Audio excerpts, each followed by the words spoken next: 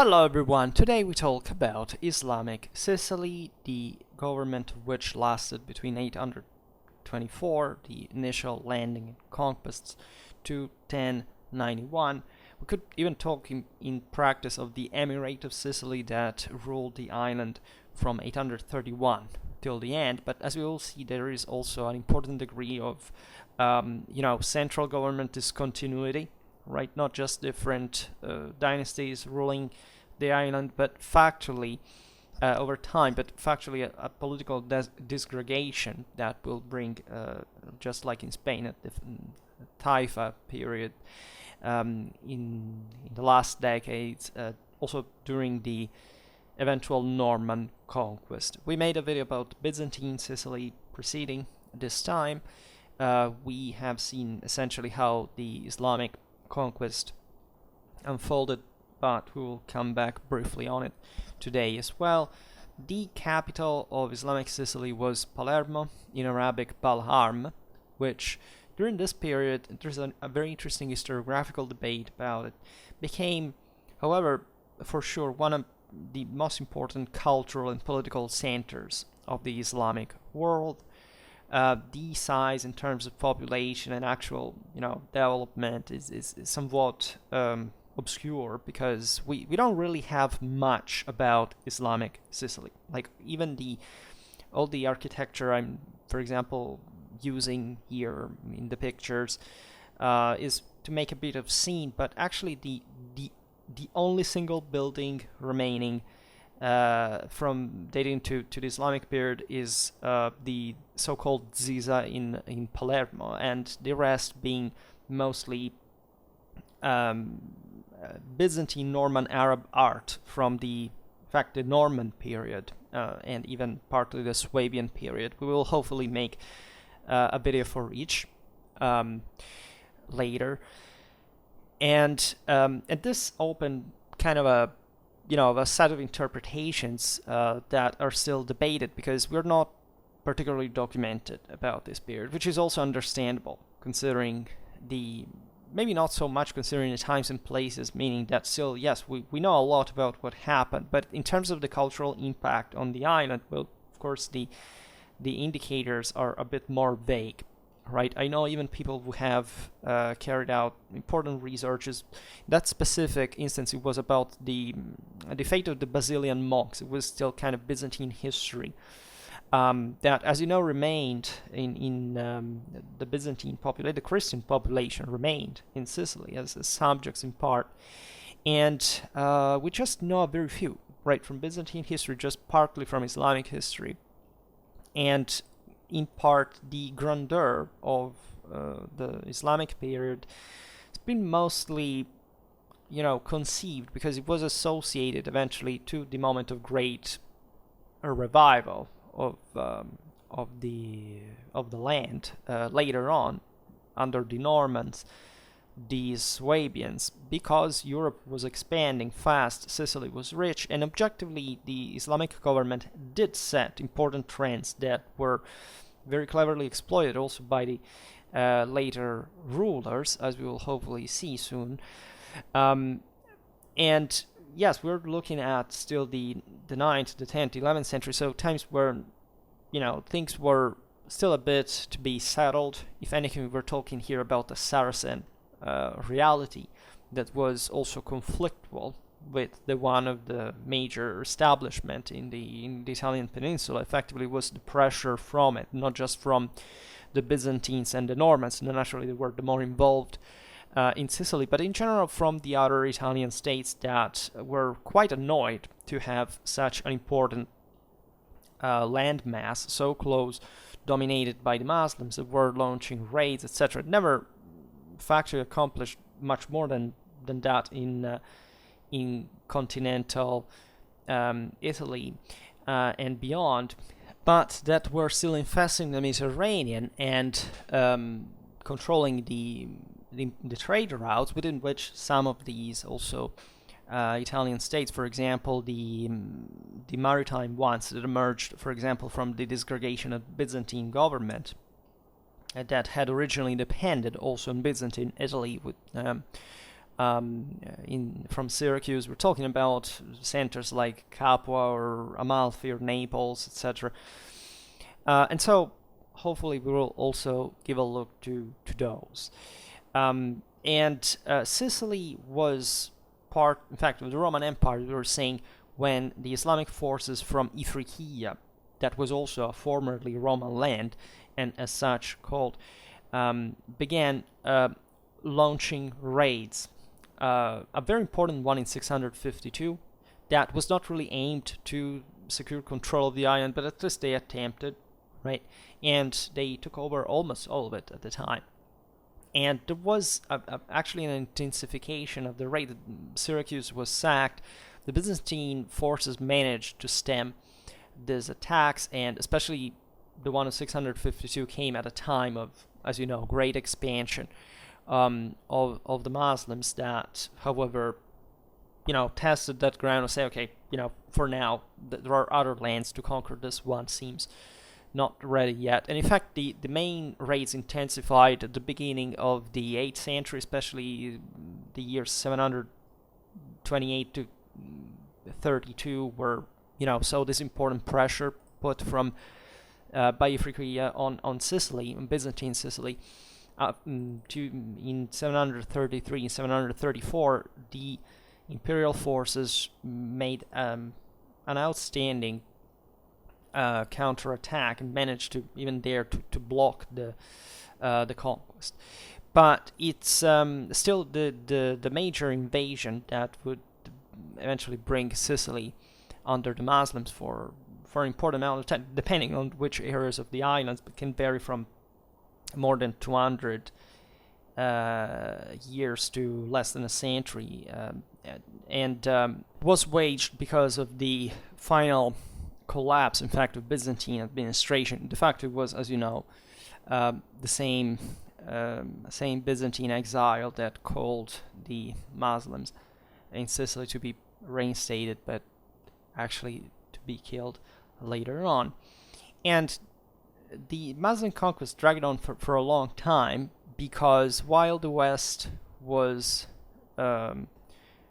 essentially taken over relatively easily, the East, that was also the most Byzantine in nature, properly held out for a longer time, and especially in the important strongholds as the same Syracuse, or Taormina, or others that could be also resupplied without too many, let's say, logistical difficulties from either southern Italy or from the same Constantinople at the time. In fact, even after the Islamic conquest, the Byzantines were always ready to launch amphibious operations to recapture some strongholds, so it was never like a fully stabilized situation. In fact, the last strong Byzantine stronghold to resist the Islamic conquest in the far northeast of the island held out until 965, right? And at the beginning, in the first half of the 11th century, would be the Maniacus expedition, and later on, after a few decades, the Normans arrived. So, as you understand, that town is not the island, but still, this situation shows pretty well the degree of the political fragmentation really the Muslims were undergoing within the same Sicily. That we will explain better now. Under Islamic rule, Sicily became increasingly prosperous and cosmopolitan. This has to do, I made many videos about the Saracens, the golden age of Islam, etc. And historiography has basically unveiled how much of what we thought since, I don't know, Pyrrhon's times, and in general with the idea of the Saracen, etc., that was incidentally historiographically more of a modern age idea about the Middle Ages, especially created for those times because of the Ottoman expansionism later on. Actually wasn't a moment of closure, of break, or of structural collapse or devastation. There were some areas, of course, southern Italy and the coastal lines, etc., suffered of these raids, etc., that were launched also more far inland, etc. But we have seen many times, also in the videos on the encapsulation post-Carolingian Europe, how still the 10th century was the moment of great boom from within properly continental Europe, right? The Italians, I don't know, in 915 put together this enormous coalition that manages to dislodge the Saracens from the mouth of the Garigliano River, from which they had attacked Monte Cassino, Farfa. They were close to Rome. The Pisan and Genoese fleets later on swept the entire western Mediterranean from Islamic piracy, and even maritime republics like Amalfi, that are also the ones that chronologically speaking emerge at the earliest, were fundamentally within a broader the broader Islamic trade circuit, right? They had also been minting imitation coins in Arab just to have their currency more evaluated, and so that massive military, engineering, naval capacity that especially Italian maritime republics will come to dominate the Mediterranean with just a few generations before what supposedly the oppressive heyday of the Islamic hits, do not really reconstruct the full picture. On the contrary, right, we've seen that also the Saracen intervention in southern Italy was actually called by the same Longobards principalities, sometimes by the same Byzantines, right? It wasn't like a passive, let's see what now the Islamic tide does, because we will be overrun. There was none of this dynamic, where it was something extremely more, cooperative in many ways, and from which part of this lands would benefit. The case of Sicily is kind of obvious, especially for, as we were saying before, what the Normans would find in the island and the previous Arab and Byzantine tradition administratively that helped a lot to centralize further. Not much, because as we will see, the Arabs had centralized as more than the Byzantines did, but because Norman Frankish feudalism could essentially put together more assets again, as it hadn't been previously the case before, right? Because different communities, how they had formed, in fact, in a previously fragmented island, could be used to counterbalance the power of the barons, etc. I made a video last autumn about that, the very first decades of Norman rule in Sicily and southern Italy, tracing these dynamics that are definitely quite interesting, and we will hopefully, and we must really come back on that, because we really didn't talk about the Normans a lot, which is odd for this channel, I would say, especially at this point.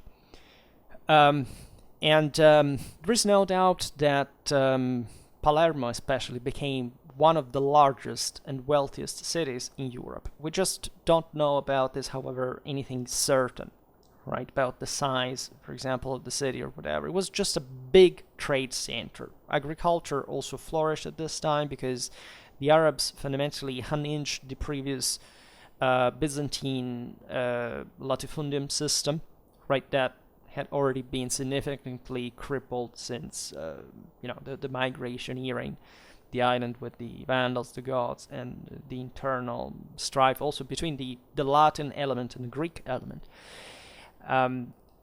But pluricultures, also the introduction of new cultivations from the broader Islamic, let's say, agricultural repertoire, also the Persian hydraulics were brought in. I mean, it was a really interesting thing. But also, this is the point, we don't see a state. Like, this has been often misinterpreted like, this was like the fourth millennium civilization and otherwise the Dark Ages. No, it wasn't at all like that.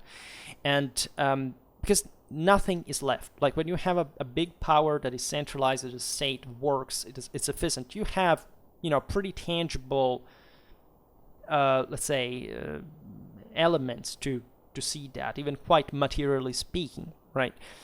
It's true that Europe had not boomed yet, that there isn't this dramatic much about Byzantine stuff as well, but there is more of that, say, for example, than Islamic one. But Islamic Sicily has acquired this name of something, this exotic thing, right? And of the, there's been this, it must be so cool because it's exotic. Well, it was. We should really mention a bit what the thing is.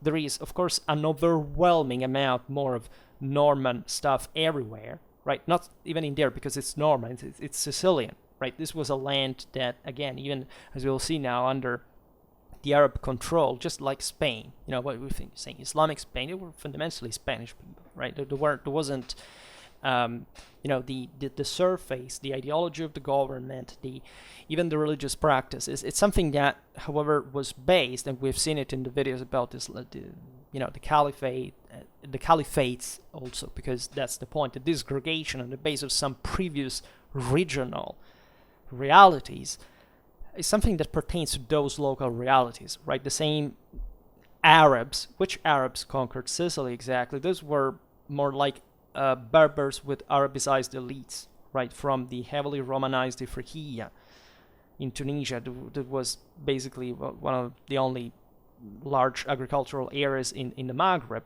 right? The same goes for Egypt, the same goes for Spain, the same goes for Syria, for Mesopotamia. Those are the big millenary civilizational cores, let's say. And Sicily being part something like this, because as you know, also during the Middle Ages, this would rise as one of the top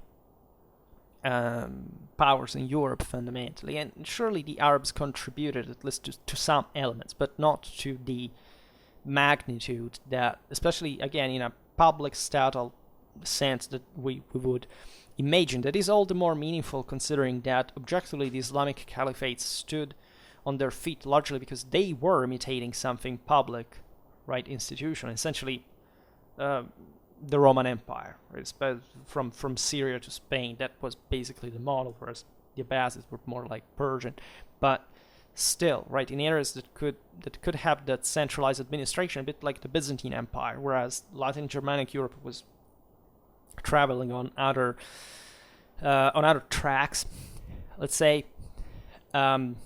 Also, as you understand, naturally, Sicily became multi-confessional. It was already multilingual. There is this, again, we lack the demographic figures, but we think the island was split between Latins and Greeks, and especially the latter saying, even here in the exotic sense, you see how this dramatic influence you see of the Greeks in southern Italy. They're so similar. Actually, they were quite different things, right? The so-called Greeks, even assuming that in fact they mostly weren't, they were still Sicilians, or even if they were Greeks, they were also, I don't know, Eastern elements, whatever, were mostly the coastal urban dimension. And again, since antiquity had there the Hellenic colonies, etc., been that Mediterranean circuit, but in the hinterland, the population was fundamentally Italic, and also from the time of the Indo-European migrations, and even under Arab times, lots of people were converted, but also others weren't, and the Latin element is always kind of underappreciated, right? It's everything except the language that still Sicilians speak today, that is incontrovertibly Italian. Right, there are many other areas, like, say, I don't know, Sardinia was never Italian, ethno-linguistically. Other areas of, I don't know, even in southern Italy, there are islands of Albanian. The Greek ones are actually very tiny. They're 0.something percentage of the population. Sicilian is Italian, and it arguably always was, because the dominating language there was Romance all the time. The vernacular Sicilian, even though it can differ in some ways from, more maybe some other Italian that is molded on Florentine, of course, in another story, but it's unequivocally Italian from a linguistical point of view. So why shouldn't it have been that at the time, especially considering that we already know that it was essentially a Romance-speaking area, right? The fact that the most flourishing cultural centers were, again, speaking Greek, and, where the Arabs came to rule from, even they're mostly from the cities, also show Arab in epigraphies, even in some, some kind of papers that we found there at times, doesn't actually eliminate the fact that this island was also something on its own, as we've seen also in the video about the Byzantines, and this had always been a very important deal because already the conflictuality between the papacy and Constantinople over the Sicilian latifundia, as we have seen very often in early medieval times, was one of the big issues between the two powers, etc. This is, however, the time, in fact, in which the so-called distinct Arab-Byzantine culture, in a sense, develops, combining these elements of Arab and Berber migrants with those of the local Greek Byzantines and Jewish communities as well. And at the beginning of the 11th century, the situation began to deteriorate, however, showing again that after this big wave of conquest, of consolidation, it was all aimed also at keeping trade further into, for example, the Italian mainland, especially in Calabria and other areas of southern Italy, and also coastally, as we've seen.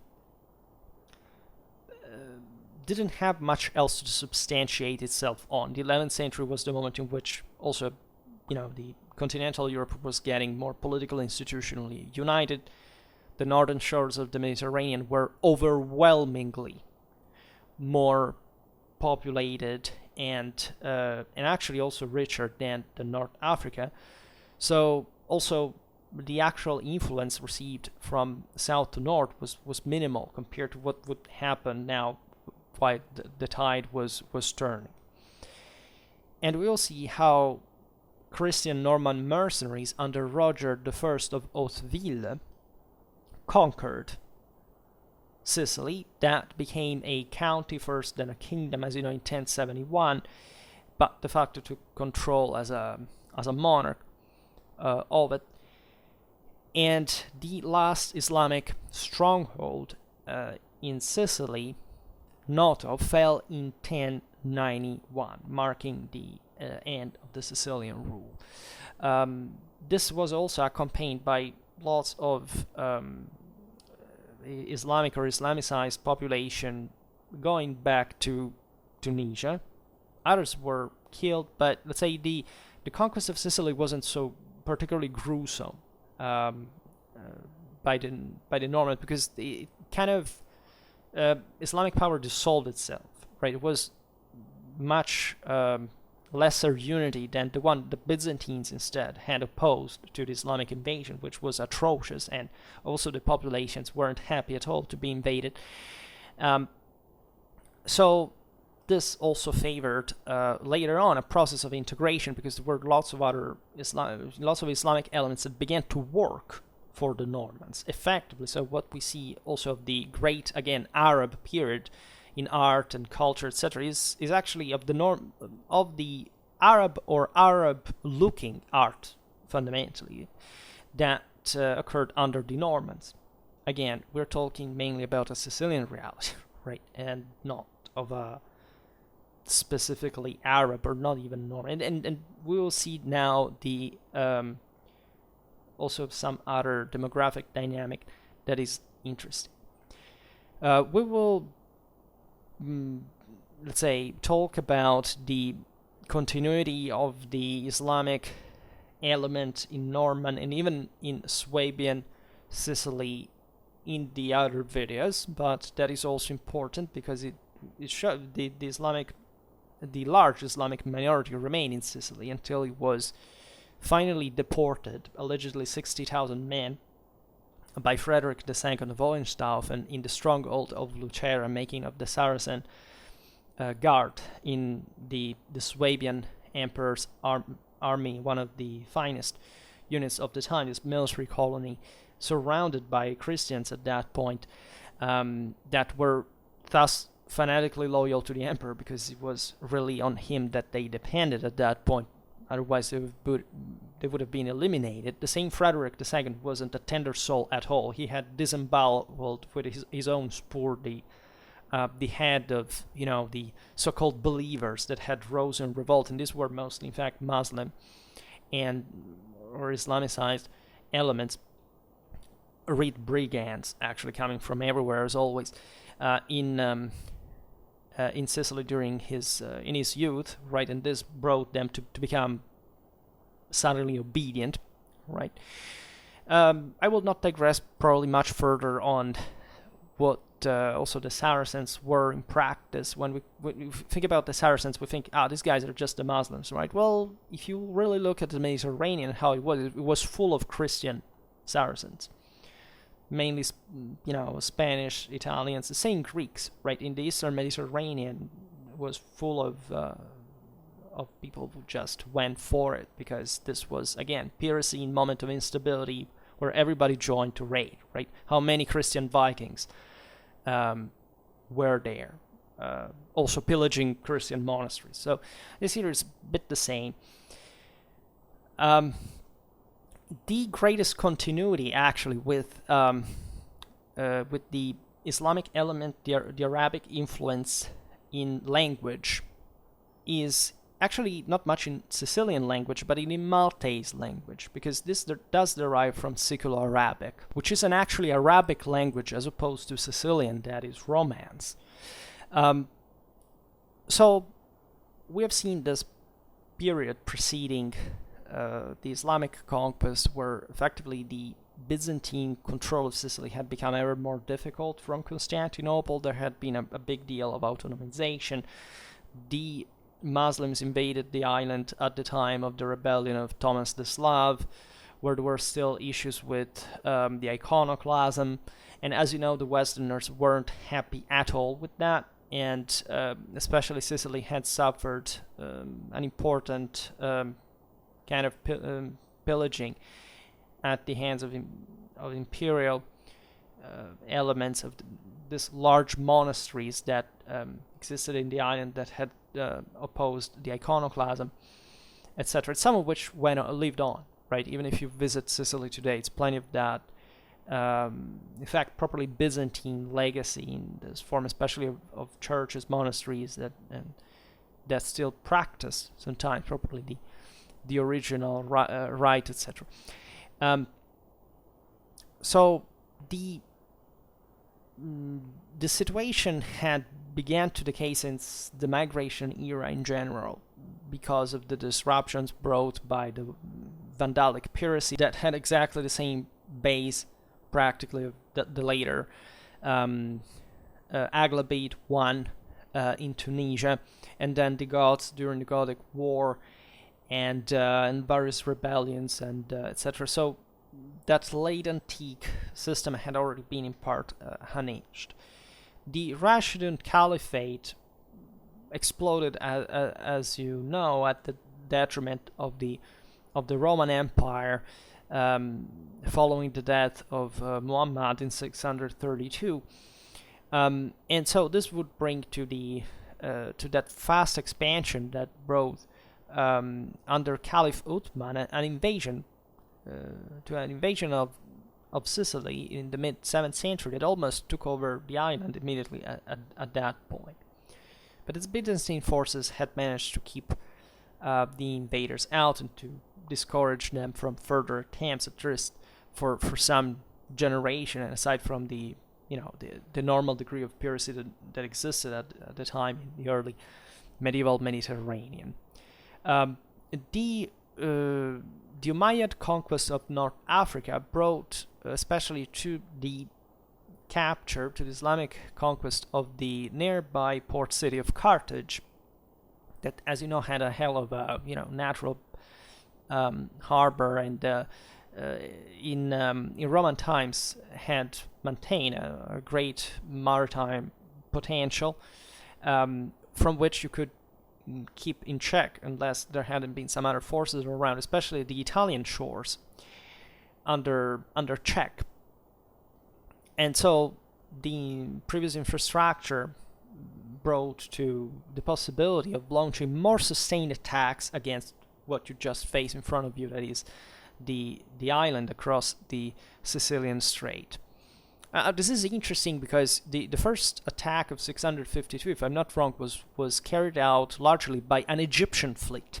That is the same Christian fleet that besieged Constantinople under the Muslims in the Great Siege of 717. So we're talking about all these Eastern Roman provinces that had suddenly opened the gates to the Muslims in practice, and kept operating on their behalf, really, especially in this great naval maritime capability that the Arabs coming from the desert really didn't have, especially the ones of Islam. So, as a consequence, around the beginning of the 8th century, the island of Pantelleria, for example, was captured by the Muslims. And it was just the tormented domestic Islamic reality that prevented an attempted invasion of Sicily already at that point. The Muslims mostly had the following problem in North Africa, as the Berber hinterland was not particularly happy of the Arabs taking over the local strongholds, also essentially creating new ones, as the very important Kairouan that is the one from which the Aghlabids also launched their own, substantiated their own power to take over Sicily. The Berbers were pagan, and they kind of remained a bit, ambiguous under that point of view. But at the same time, in the moments in which Aghlabid and, as we will see, Fatimid power, etc., maintained some degree of control, they could also fuel with this warlike Berber, traditional lifestyle, the invasion of Sicily. They would just be the scum that was used to raid and pillage, right? Just to go there, right? You launch a jihad, and these people are flocking. Many of them are. It's a bit like during the Crusades, right? They had to get rid, in part, also the violent elements of society, to channel their force towards something more productive they could barely control in some instances, and especially in the Islamic ones, because of the continuous crippling instability of their political institutional structures, as they mixed with the religious thing, the entire issues. And naturally, there was also some previous peaceful interaction with Sicily through trade agreements between Africa and the island, the Sicilian ports, etc., which was quite lucrative. The first Islamic attempt to conquest was launched in 740. This time, the Islamic prince Habib, who had already participated in an attack in 728, successfully captured Syracuse. And this was essentially to open the Muslims the conquest of the whole island, but a Berber revolt in Tunisia obliged the Arab contingent to come back to Africa to quell the uprising. There was also a sack of Syracuse in 752, where thousands of Christians were sold in slavery, etc. Syracuse was the capital of Byzantine power, so this shows to which degree already the Byzantine administration was in crisis. But it's in 826 that Euphemius, that was the commander of the imperial fleet of Sicily, that traditionally had that military autonomy, caused an uprising in Byzantine Sicily, allegedly because he forced a nun to marry him. So at that point, Constantinople sent a general to depose Euphemius, whose nose was cut, and this triggered yet another rebellion. Constantine was killed, and Euphemius took over Syracuse itself. But another revolt expelled him to North Africa. Interestingly enough, the same Byzantines launched raids on Africa. In fact, Euphemius had African connections exactly because he had launched raids in Tunisia, and he had his contacts and sites that could and would host him, in fact. It's at this point that he offered the Sicilian rule over to Ziadat Allah, that was the emir of Ifriqiya from 817 until his death in 838. This was done in exchange for a safe place as a general, and hopefully some possibility to restore his control on Sicily. The Aghlabids agreed.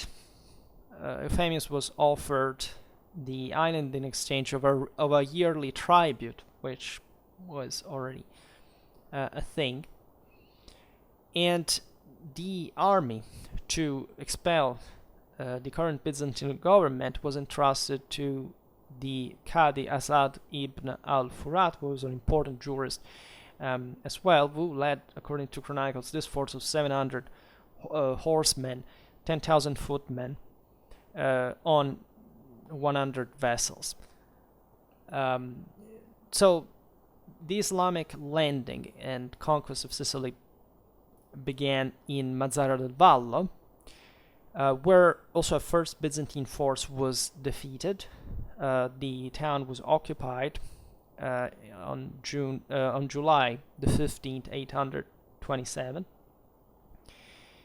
and the southern shore of Sicily was quickly conquered. Right, this allowed the Arabs to reach Syracuse, that was besieged for 1 year, and there was also a defeat of a large army sent by the Byzantines from Palermo, that was also supported already at the time by a Venetian fleet led by the Doge Giustiniano Participatius. And things seemed to end there, because there was a plague breaking out in the Muslim camp. Assad himself died, and Islamic forces retreated to the castle of Mineo.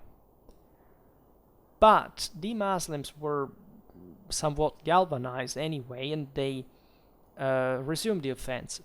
Another failure at the attempt conquest of Enna, that is in the heart of the Sicilian hinterland in the mountains. So that represents, actually, it already shows how the Muslims were actually a good point strategically, because if you take that over, it means that you really have an important control of the island in the first place. And it's in this occasion that Euphemius was killed. The Muslims retreated back to Mazara at that point. So in 830, the Muslims in Sicily received other 30,000 Ifriqiyan and also Andalusian troops, because the Caliphate of Cordoba was looking favorably at this initiative, and mostly whenever we talk about the Saracen bases in the Mediterranean, the main power sponsoring them was really Muslim Spain. At this point, the Muslims managed to defeat the Byzantine army in summer. There was yet another plague that forced them to return again to Mazara, and later even to Ifriqiya. However, further Ifriqiyan units managed to besiege Palermo, that fell after a year-long siege in September 831. These lengths, by the way, in siege warfare at the time are really unique, right? Nobody really besieged a city for 1 year, so this speaks naturally of the important Southern European urbanization at the time, but also in a sense of the absence of the slowness in reinforcement from Constantinople, and also the important Ifriqiyan resources invested in such military operations. Palermo was made immediately the Islamic capital of Sicily. It was renamed Al-Madinah, that is the city, right? And it was objectively a good position that, again, would remain. Also later on, the Normans ruled from there, all the other dynasties ruled from there. Syracuse wouldn't be the center of the island anymore. And this brought to the hegemonization of Sicily by the Muslims. It took really a long time before the entire island was conquered, or even just a significant part of it could be fully secured. The conquest of overall took 75 years in practical terms. Syracuse held out until 878. Taormina fell in 902. This was truly the last significant resistance. The one of Rometta before in 965 was more like anecdotal. But you understand that the eastern part of the island on the Ionian Sea was more easily supportable by the Byzantine fleet, etc. Also, Tunisia was closer to Sicily than Constantinople, of course, was, so it was easy to control from Tunisia the Sicilian Western Valley watershed. This happened in Aghlabid times. The Aghlabids were Sunni Muslims. Eventually, the Shia Fatimids took over. What is interesting is that the founder, in a sense, of the Fatimid power that took over Egypt and Syria was actually a Sicilian. He was the son of Christian slaves that had been deported from Sicily to Tunisia, and in fact he was known famously as Jafar al-Sikili, right? Sicily was known as Sicilia, and this tells you also this kind of mechanisms and movements. Jafar al-Sikili is one of the most famous generals in Islamic history. So this local element that actually becomes Muslim and substantiates what we call as Arab power, but it fundamentally was based on this case of the Sicilian, this Tunisian element. And the majority of the Sicilian Muslims was Sunni. So this arose some problems, as it had occurred in Africa with the emergence of the Fatimids, of, say, this important factional issues that contributed to the instability of the system further, right? The later Kalbids that were left by the Fatimids to control Sicily in a very decentralized way, because at that point they had gone to ruling from Cairo and etc., were in fact, interestingly enough, Shia Ismailis. Thus, sectarian rebellions flared, not just in Sicily, but also in North Africa, especially between 943 and 47, because the Fatimids also were very harsh, religiously wise. Their policy was, as you know, very, exalted, but for probably this enormous driving force and determination that brought them from to rule over the most important areas of Islam, starting literally from a little area of the Maghreb originally. So this brought to several waves of refugees fleeing to Sicily in order to escape Fatimid retaliation. So also independently from who was ruling there, formally there could be this land could become a safe haven, exploitable by the local government, but also by external foes, as for example the Byzantines at this point kept replenishing their own avamposts in the east and attempting also some landings, etc. So it was always an unstable situation in some sort. The Fatimid Caliph Ismail al-Mansur, after having suppressed a revolt, appointed al-Hasan al-Kalbi, known in Byzantine sources al-Bulkazenes or al-Bukhar, as the emir of Sicily, thus giving rise to this called in fact Kalbid dynasty. At this point, the Sicilian Muslims were committed in raiding southern Italy. That was taking the form essentially of creating some entrenched camps, a bit like the Viking ones, along the coasts that could support logistically as the various fleets coming to, with soldiers and loading, plundering slaves, etc. And were not really population colonies. That's one of the most important differences. It had already been historically. I don't know. Think about the same Carthaginians. The Phoenicians didn't have really population colonies. They had mostly markets, things like that. The Greeks instead had demographic colonies, etc. So this, as you know, wouldn't bring to a long-lasting rule in the Italian hinterland.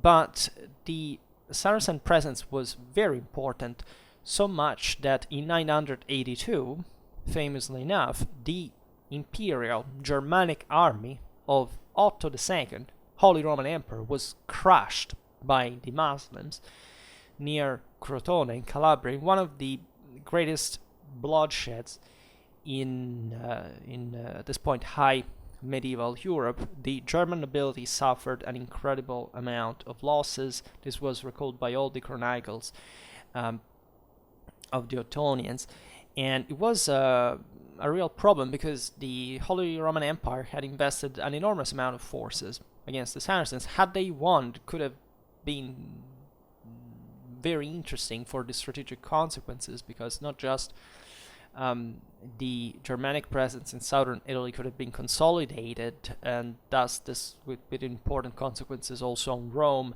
the relation with the papacy, but even Sicily may have at that point been more open to some kind of attack and conquest. In fact, we're really at the thresholds of the 11th century, and that's where also the Byzantines tried to reconquer the island, in part successfully, if it hadn't been for political issues at home, which is a bit leitmotif of Constantinople's adventures in the West.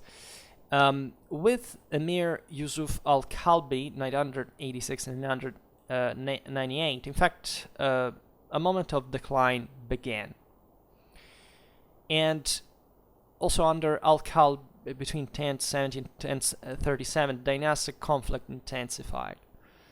This was happening for a number of reasons. More systematically, we could say that the Islamic conquest of Sicily hadn't been carried out, first of all, by a massive power that had the force for centralizing and establishing a strong, uniform, statile public administration all over the island.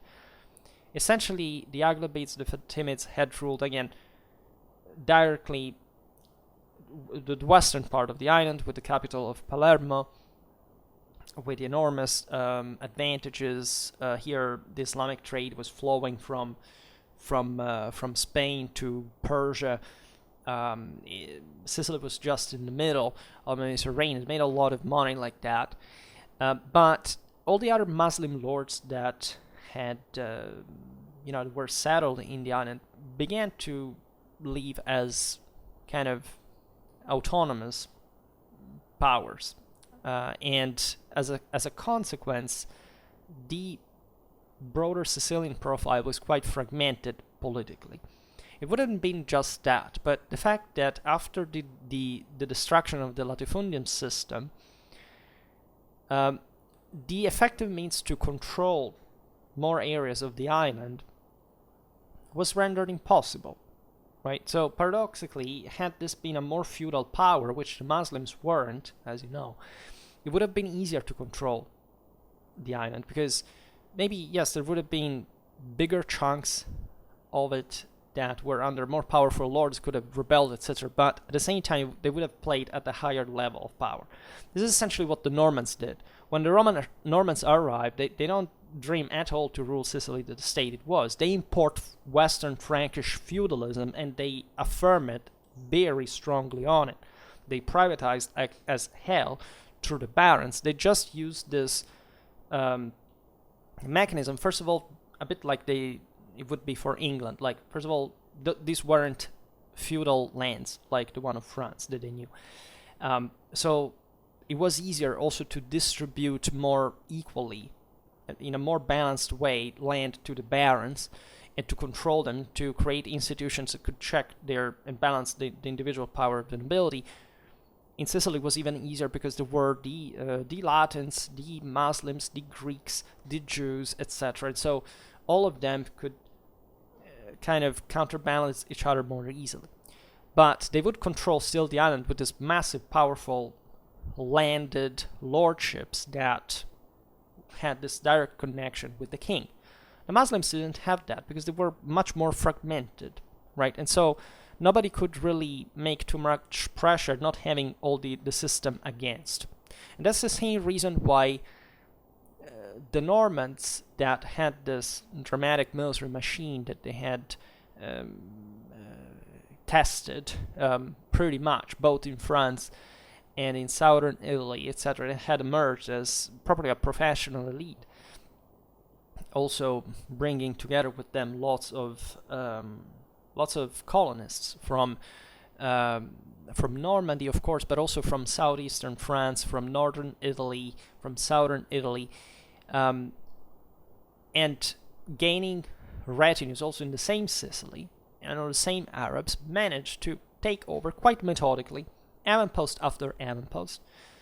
So you'll see the conquest would take 30 years, but it was smoother, right? Then, say, for example, the one that would be of England, that was instead of one of the single most brutal pages in the history of medieval Europe, and with rebellions that kept going on for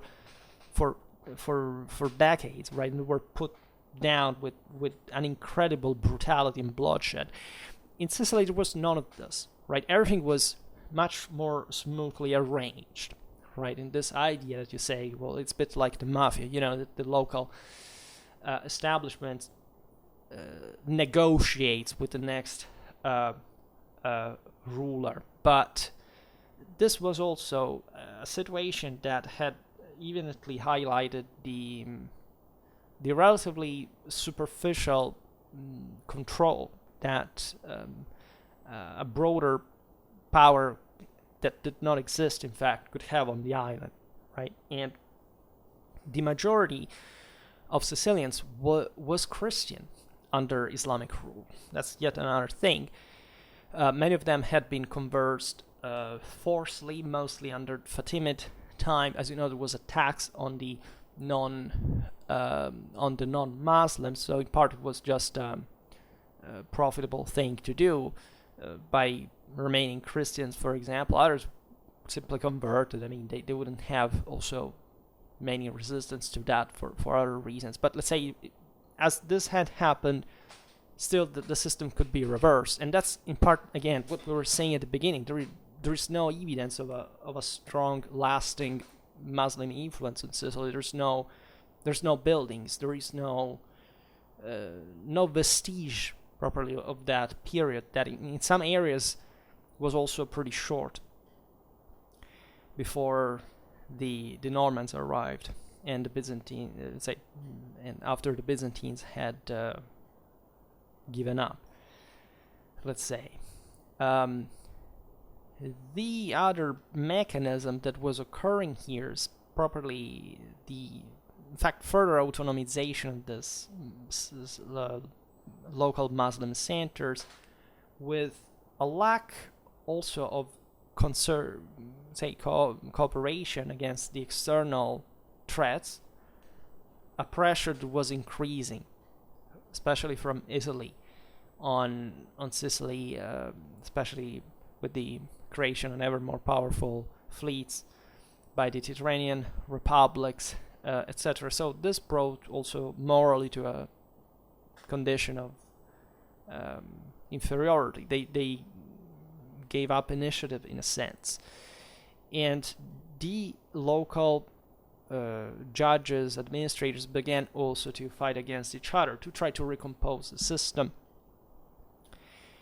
At this point, the Zirids also had come from North Africa. They were a Berber dynasty from modern-day Algeria, which ruled an important part, in fact, of Western and Central Maghreb, that had an influence in Sicily as well, and that attempted to take over the island with the general and ruler of Ifriqiya, Al-Mu'izz ibn Badis. The attempt, in fact, failed, and it was at that point carried out just because of the internal weakness that Sicily showed, but that wasn't, even enough for these Maghrebin powers to take over in turn, right? So you see there a broader weakness that is starting to appear properly in the broader Islamic system at that point. It peaked in the 10th, by the 11th century began to decline.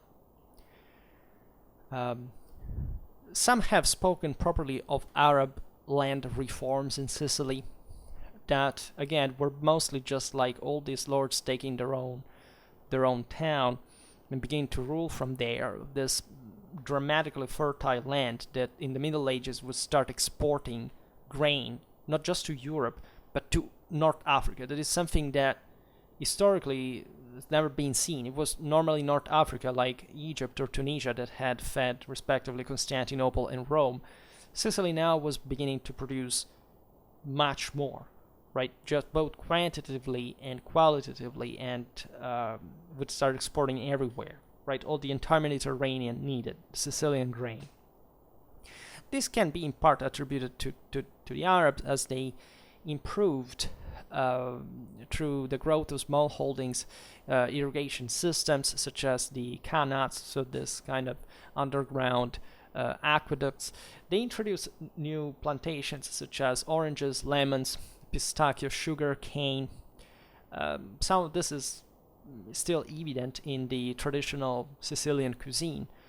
Also pastry, that in Islamic diet is considered like a God's blessing, not something to be viciously considered, and Sicily also received this.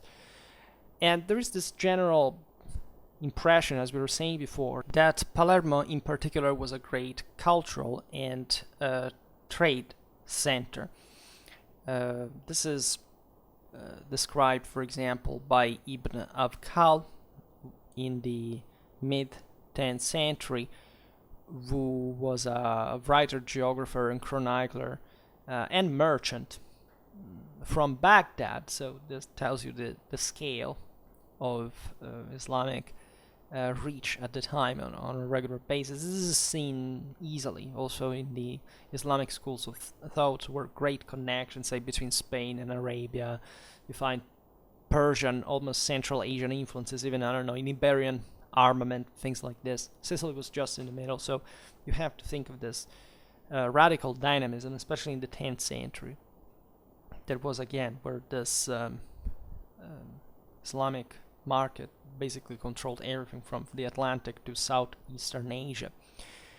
And he, Ibn Abkhal, left us a description of Palermo with the suburb called Casar, that means the palace, so much that the modern Italian Cassaro remained such. It's also a naval term. It speaks of the, in fact, of the castle on the ships that is used, in fact, in Western languages because of this Arab loan.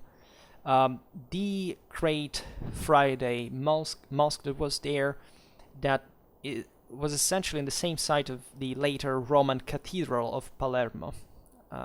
And so, of course, there was an important infrastructural reality of Islamic Sicily, just that, eventually much else was built on it that we can't properly see what it was like before. It was the suburb of Al-Kalisa, the Khalsa, that is still a quarter of Palermo, that contained the Sultan's palace, the baths, a mosque for the Sultan, the government offices, also a private prison that shows some degree still of public control that the government could enforce legally in terms of public security, etc. These areas were walled, right? They were garrisoned, and were in fact the seat of the major Islamic force in the island. Ibn Avkal reckons 7,000 individual butchers trading in 150 shops in the city. So the exact amount of people inhabiting Palermo is unknown. Some go as far as saying 250,000, right? Which is insane, right? And some have gone as far as saying that Palermo was larger, say, than even Cairo or Damascus in population at this time, so second only to Constantinople and Cordoba. Some reduced to the minimal cipher of 60,000, which still, however, for those times was a lot. Likely, the fact it's possible that Palermo was larger than the old Cairo, for example. It's possible its population to have been above 100,000 and below 250,000. In the high and later Middle Ages, its population would also go down, right? But again, not everything that is larger is necessarily more developed or more structured or more just permanently there. Palermo was a great center, was advanced, was large, was active, especially in trade. There was great activity. But let's say it was mostly because of the economic attraction that it had all these people, and this is important to stress. Surely it did maintain an important size also in Norman times. It was one of the largest cities in Europe, there is no doubt, but it constantly decreased.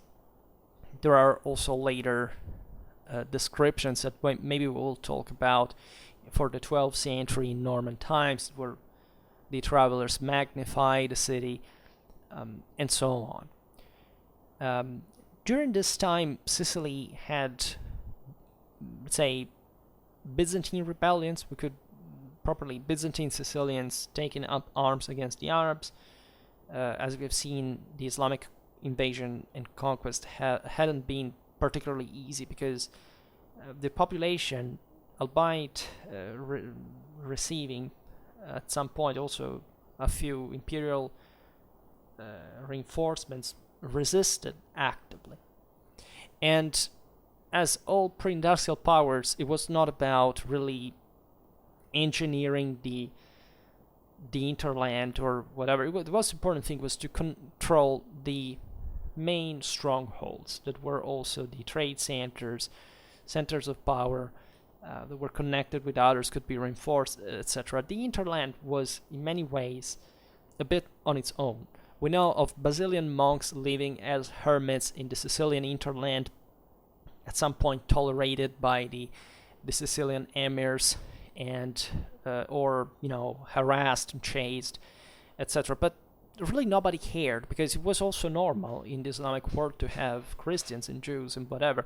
So it really depended on the local ruler. This is also true for Norman times, right? This was not tolerance as we intended in post-Westphalian terms. It was just a balance. The same Muslims used the Christians in their factional struggles, right?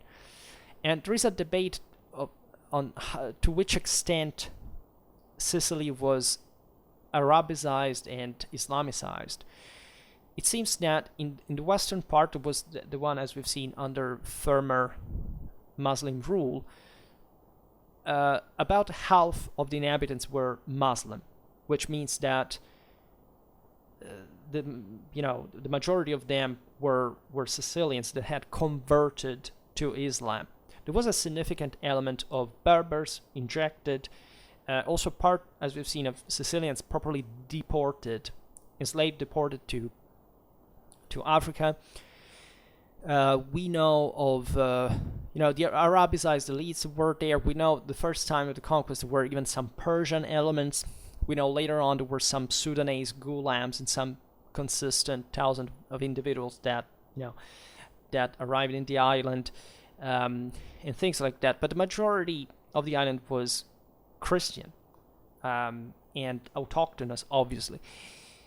and especially, and this is particularly true for the eastern part of the island, where the Byzantine element, properly in Greek Eastern culture, remained more evidently there. As we were saying before, the Latin element is a bit forgotten in all this, because again, the Greek Byzantine one is the most glowing culturally, etc. But also the countryside, the hinterland, was, the majority of peasants were easily Romance speakers, as we were saying before. And it was easy later on also to convert back from Islam to Christianity, as it had been the other way around. In fact, in Norman times, many Muslims of Sicily converted, for example, to the Byzantine church, taking Greek names, etc. These people had been maybe just Sicilians, and they would remain Sicilians as always, also because the Greek element would fade culturally over time. But this is just to say how these mechanisms occur, and we don't have to think they are as easily categorical, as categorizable. I don't know even if it exists in English as a term, but yeah, you get what I mean. Of course, these are issues also that have to do with the later centuries, so we're not going to talk about that. Christians and Jews were subject to restrictions. They were the dhimmis, that as such, that is properly protected persons. This is the term. Referring to properly the Islamic State's obligation under the same Sharia to protect the individual's life, property, as well as freedom and religion, in exchange for what? For the jizya per capita yearly poll tax, right? As well as the karai land tax instead of the agricultural land under Islamic law, right? And these people were also exempt from the tax that instead Muslims had to pay, right? The zakat, which is a form of almsgiving, as you know, often connected by the Muslim Ummah, and it's an Islamic religious obligation, and it's after the prayer, salat, as in Quranic ranking, is the highest in importance, as you know, right? And that's how the Muslims established also some kind of administration tax system, because you have to pay alms. You have to do it. And this just substituted itself to the avergetism of the Hellenistic world, where it was already there in the cities, etc. Naturally, there were also different categories of jizya payers, right? And the role of Jews and Christians was different. The Jews, as you know, but this is especially true for Spain, but it was true a bit all in the Muslim lands, were heavily involved in Christian, let's say, slavery business, in the sense that, for example, many slaves were castrated. There were Jews that were specialized in this thing. And the obvious reason is because, just not to fuel anti-Semitism that always pops out every once in a while, is that Muslims were largely raiding in Christian territory there. And the Jewish communities had, in a sense, been, especially in Spain, under Visigothic rule, they had a fierce anti-Jewish legislation, had immediately sided with the Muslims because they were, much more tolerant to them, and so they had kind of specialized in this thing. But naturally, they worked together with the Christians, by the way, many other contexts, and again, but surely slave trade was the biggest thing. I mean, let's be honest, the entire Viking, Magyar, and Saracen era were based basically exclusively on slavery, right? These things existed because slave trade was the first activity in both in quantitative and in lucrative terms, right? There would have not been a Viking era or a Saracen era if there hadn't been slave trade. And it was also the other way around was true, meaning that Christians, as soon as they passed on the counteroffensive, began to do the same thing. It was absolutely normal. This went on also until the modern age, and some European countries had this, even in the north and in other areas, and as a normal thing until the 18th century or something. So we have to really think what the word was at the time. And Muslim Sicily was an emirate, which means like a duchy, right, from the Muslim side, because the emir is in charge of the army, is the general of the Islamic in the Islamic world. The Sultanate is something more advanced, the Caliphate especially, the universal power per se. And so this shows almost not necessarily a provisional nature of the Islamic government, but some kind of important figure of control on a conquered territory.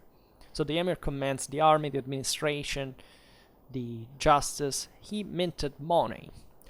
Palermo probably had a tiraz, that is laboratory, where the Muslims produced some of the finest fabrics at the time to be sold in the West for the Western elites, and that were gaining, in fact, prestige and status, and that were ever more interested in far, ranging trade interaction. And as you know, the Arabs kind of controlled a great part of the Silk Road at this time, so everything was somewhat fruitful, convenient for them. The emir resided in what is today's Palermo's royal palace, and he appointed governors of the major cities, the most important judges, the Qadis, that were the arbitrators in disputes among individuals, and there was also an assembly of notables. There were some sheikhs, as well as there was some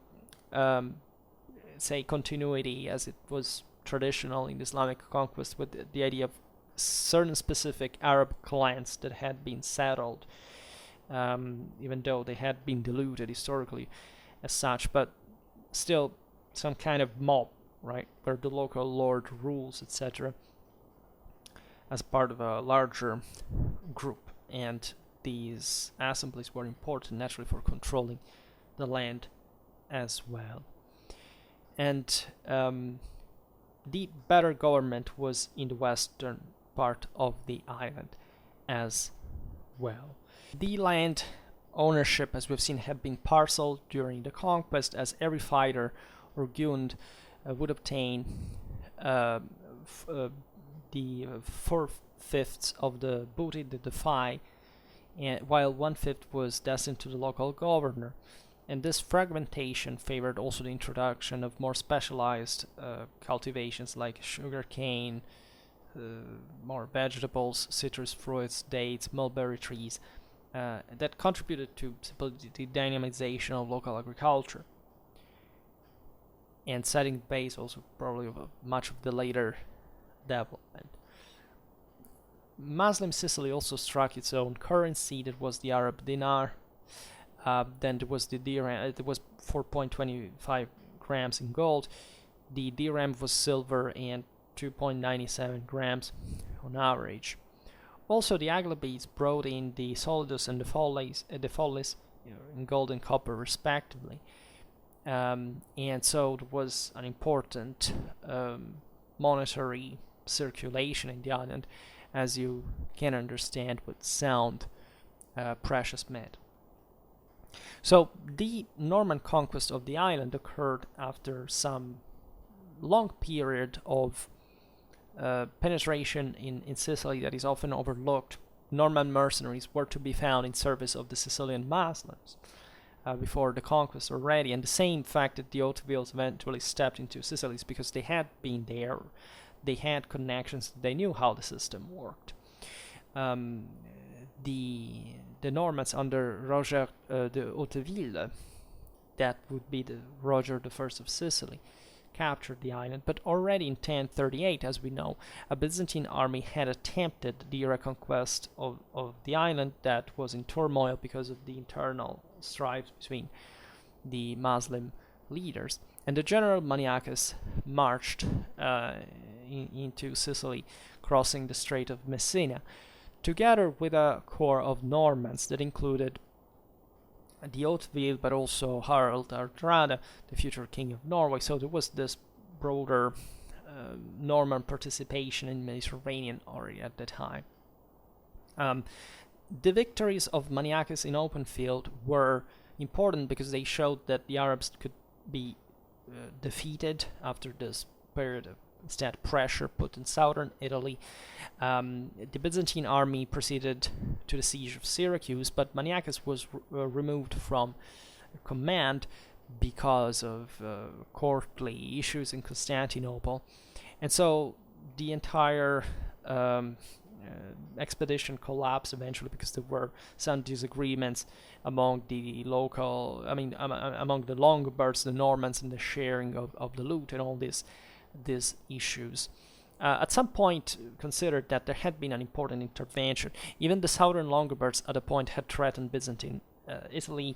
At some point, the Islamic conquest of Sicily itself was slowed down because the Frankish Count of Lucca, that controlled also Corsica, had launched raids in Aglabid, Tunisia. So, like what was happening in the Italian interland was always a matter of concern for Sicily in a way or another. And in fact, Robert Guiscard, son of Tancred, took over the island in 1060 after having established an important dominion in Apulia, in Calabria. His brother, as we've seen, Roger de Hauteville, occupied Messina with an army of 700 knights. And this was done with the placet of the papacy that, as you know, would turn Norman Sicily in a personal fief, right? So much that basically until the Italian unification, the relations between the papacy and southern Italy were something a bit more private than the privately, at least controlled by Rome, by the Vatican, in some fashion. This dated back to the older connection that the popes had with southern Italy, with Sicily, because they were full of estates there, and the emperors also during the iconoclasm wanted to strip them of them, and the Islamic conquest of Sicily definitely was ruining the party for everybody, even more broadly. So Muslim Sicily didn't have really a political unity anymore when the Normans entered in. There were main centers, Trapani, Marsala, Mazzara, Sciacca, etc., that were ruled by Abdallah ibn Manqut. The area of Agrigento and Castelnuovo under Ibn al-Abbas. Catania was held by Ibn al-Maklati, Syracuse by Ibn Tumna, al-Samsam controlled Palermo, right? And again, they always quarreled against each other, they killed each other, they had issues with the local sheikhs, etc. At this point, it was easy to enter, and there were also kind of other complicated issues now between the various Muslim leaders, but they would be just details. Maybe we can talk about them in some other more specific video. And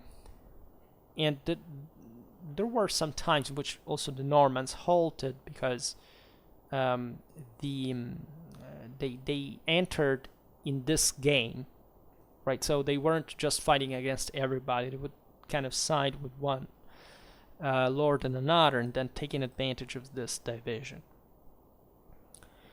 There was an attempt also from the Zirids of North Africa to stop the Norman invasion. In fact, they sent some troops to the island, bringing the local governors partially under control. But it's at this point that the Normans crushed the Muslims in two important battles, and the Sicilians and the Africans were defeated in 1063, especially by a smaller Norman force at the Battle of Cerami that becomes the most famous of otherwise of a pitched battle, and otherwise few, mostly as all medieval campaigns, but possibly even a bit more in Sicily, a siege warfare altogether, right? And the proof that the Normans kind of gained support and consensus within the same Sicily is that in order to conquer these strongholds, you need also an important amount of infantry, which is often neglected, as you know, by medieval chronicles, and especially these ones of the Normans that were at that point purely French, Western Frankish in mindset, in writing, in everything, right, in language. But we know that there were, and especially in Sicily, and naturally there were lots of other, because of that lack of also of a feudal structure that brought all these various communities of Byzantines, Jews, Christians, etc., also and the same Arabs to some kind of dynamism in militia. We've seen even just the troops that invaded Sicily had a very few cavalry, which is a bit the thing is that the Normans, as you know now, were a real mounted, professional, heavily armored military elite that, however, integrated these other elements successfully. And there were many colonists, as we've seen, coming from Lombardy, from other areas, so much in fact that in modern Sicily, and especially in the hinterland, some Gallo-Italic language is spoken, and that's the reminiscence of these military colonies that the Normans installed to control the most impervious interland areas of Sicily as a strategic strongholds, right? And these were people coming again from France, from the Po Valley, even from southern Italy, etc. So this still today, differently from Arab, has some linguistical continuity, because they're literally islands of Gallo-Italic dialect in otherwise a sea of Sicilian. Naturally, not to say that Arab doesn't leave traces in Sicilian. It does, as we will see it later, perhaps with some anecdote, as well as in the entire Western languages, given that great deal of mercantile, trade, mathematical terms, as you know, in our languages, was borrowed from Arab, especially through the Italian accounting and banking that traded extensively during the time of the maritime republics with these areas that were also bringing in new mathematical knowledge, the revival of the Greek one, but also, as you know, enriched with Indian, Persian science, etc. In 1068, Roger of Hauteville defeated the Zirid commander Ayub at the Battle of Mislimeri, and this brought essentially to the Zirid retreat from Sicily back to North Africa, leaving the island open to the Norman conquest for good. Catania fell in 1071. Palermo was ruled since the Zirid withdrawal by Ibn al-Baba, who was apparently a Spanish Jew, descending from one of the city's merchant class, and that had gained the consensus of the local sheikhs. Palermo fell too in January 1072 after a 5-month siege. Trapani in the far west capitulated the same year. So factually, the western Sicilian stronghold collapsed in that shortly. Naturally, there were some. These were the most important port cities, by the way. There were some pockets that remained in the hinterland. Syracuse, that had passed a bit in second, in the background, actually, what was a big center still offered some active resistance until it was occupied in 1086. After basically there had been some back and forth, they also managed to defeat one of the sons of Roger of Sicily. But that was not really the most important side of the story. There was an important naval involvement at this point, especially against Syracuse, because of its extraordinary location and port and counter, fortress on the port. But again, the island was quickly overrun. Enna in the hinterland was still ruled by a Muslim leader known as Ahmud, who, however, surrendered in 1087, late, but converting to Christianity. And as such, he was sent to Calabria by Roger I to become part of the Christian nobility. So he sent him away from the original places, but he thought he was not dangerous, and he assimilated in the normal establishment. In 1091, also Butera and Noto in the southern tip of Sicily and the island of Malta, the very last Arab strongholds fell easily. So basically 30 years it took, and really most of the island was taken over by the Normans much more quickly. And this practically brings to the establishment of Norman rule that was to last until, in fact, the second half of the 12th century, where when the Hohenstaufen were called to substitute dynastically the Haute-Ville and to open a new age in themselves. There would be a lot to say about the Islamic government of Sicily, but I think it's broadly interesting to look at this step by step, bit by bit. In fact, this may be the very first video I make on Islamic Sicily, and it's an interesting topic that we can approach from different perspectives. Given that I was speaking of linguistic and toponomastic influences of Arab in Sicily, I make just some example. For example, in Arab, Kal'at means rock, castle, right? And there are many Sicilian names of towns like Calascibetta, Caltanissetta, Caltagirone, Caltavuturo. These all come from Kalat. Jebel, like Gibraltar, which comes from Jebel el-Tariq, means the mountain of Tariq when the Muslims took over the land. There is the mountain on the sea and the strait. So Jebel is to be found in toponyms like Jibil Manna, Gibellina, Mongibello, for example. So you hear these names and you can read history through that. For the rest, we could make a more complicated linguistic assessment about the Arab influences that, however, are relatively... Like Sicily summed so many different foreign dominations that it absorbed an astonishing amount of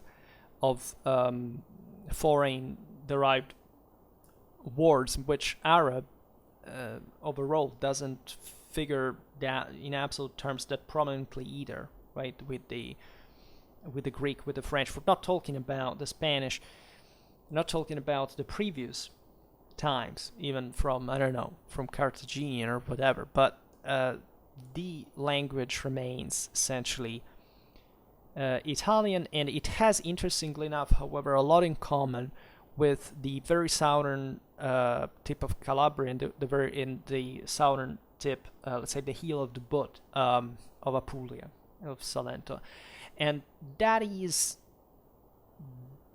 mostly because of the Byzantine influence in medieval times. because those were the areas that were for longer time under Byzantine control, and they maintained, in a sense, in Italy, the closest connection to that, in fact, older Hellenic circuit of cities, of coastal connection, let's say, and that in fact are very coastal and urban, whereas the hinterland, the countryside, is much more markedly Italo-Apenninic, fundamentally, in language. And there are very small Greek islands that I think are present in the aforementioned Salento, but they are very small and kind of disappearing. There's something in Calabria for sure, but they were talking about something, again, a few thousands on populations of millions, tens of millions. So this is not really, you can't say that is it. I don't know, the Albanese minorities are much more important. Those came from the Albanians that took refuge from the Ottomans who crossed the Otranto Strait in the Renaissance, right? But nobody talks about those because a bit the stereotype remained. I mean, the sense, there's similarity between Greece and Italy or whatever. The question is that they are very different, and pan-Mediterraneanism is risky because it's first of all, it's historically incorrect. I mean, the Mediterranean areas had a much greater degree of differentiation among each other exactly because of the context, right? There are some things in common, but let's say you can't really say that the Mediterranean is more similar to each other than, say, Northern Europe is similar to each other. It just doesn't exist as a concept, right? And the reason being that, of course, these countries have had a much greater historical, cultural sedimentation that broke them to differentiate. It's just it's a statistical system, right? The more you put in and the more different it becomes. And so it is factually, right? Countries like, I don't know, Spain, Italy, Greece are, very different countries in many ways, especially Greece and Italy. There's probably, even just in the language, in the mindset, in the religion, they are very different countries, but for some reason they pass as, they look, maybe because they look similar. Same goes with languages. People assume, that Italian or Spanish are the closest to each other, while actually French is the closest language to Italian. But I guess that we are coming back a bit like to the 1930s, where it seems like becomes an ethnic, like what you look like, right? More like the Northerners and the Southerners, and that's the axis of divide. And that's a bad thing, in my opinion, because it's not supported by historical, evidence, not even by contemporary evidence, in a sense. And this is a moment in which we have to build for a strong Europe with a common historical understanding, which is not a matter of personal opinion, right? So it seems to me that rather than going towards a more sound, consistent understanding, we are kind of drifting away from in a shipwreck without any possibility of saving ourselves, cooperating, and that's really because we don't know history, right? Arguably, nobody has ever known satisfactorily history in the past in any awareness, but if anything, this is the moment which this should happen instead, right? And I think that even talking about Islamic Sicily can help a lot in that, because it makes a bit emerging some issues that can be useful in interpreting and having a bit of a perspective. In any case, for today, I stop it here. I just hope that you enjoyed this video. If you did, please share it. Otherwise, leave a like or subscribe to my channel if you're interested in my upcoming content. And for now, I thank you heartily for listening to me. I wish you a nice time and see you next time. Bye.